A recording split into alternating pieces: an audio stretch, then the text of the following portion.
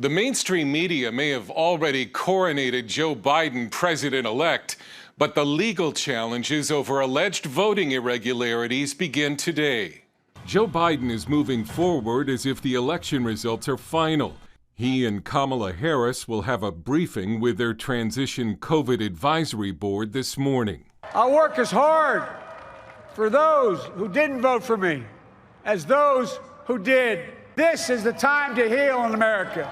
But Donald Trump is ready to fight it out, tweeting, "The big city machines are corrupt. This was a stolen election." His lawyer, Rudy Giuliani, claims he has more than 50 witnesses to voter fraud in Pennsylvania alone and will have 4 or 5 cases filed by the end of the week. For violating civil rights, for conducting an unfair election, for violating the law of the state, for treating Pittsburgh and Philadelphia different than the rest of the state, which is an equal protection violation, which goes under Bush v. Gore. I mean, this is something that just has to be addressed.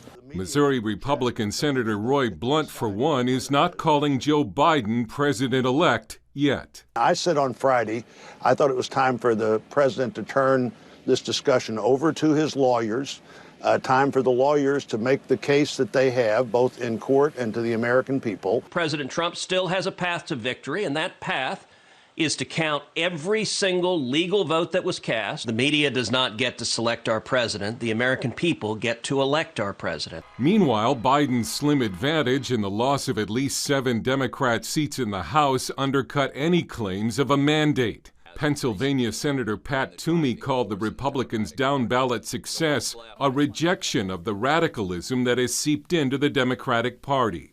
The woke left had a major setback. I mean, nobody thought we were going to pick up seats in the House. Nobody thought we were going to hold the Senate, which I think is likely. West Virginia Senator Joe Manchin says the results show Democrats scared many voters. They were scared of this socialism that was thrown out there by a radical part of the so-called left. Republican Senator Lindsey Graham says if there was rampant voter fraud in this election, it must be rooted out to save the integrity of our voting process. If Republicans don't challenge and change the U.S. election system, there'll never be another Republican president elected again. President Trump should not concede. Back in 2000, Al Gore was given his day in court.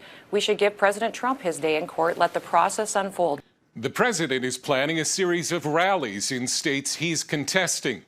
And just like in 2000, it may be that this election will be settled in the courts. Dale Hurd, CBN News.